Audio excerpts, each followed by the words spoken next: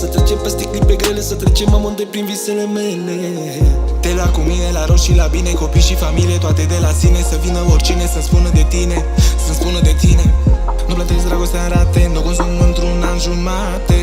Nici nu te compar cu altele, că n-ar avea niciuna șanse. N-aș putea fi vreodată cu alta, nici n-am cum să-ți răspund de ce. Pe tine gelosă și mama, că m-am dăruit cu totul unei femei. Singura femeie din viața mea, singura speranță.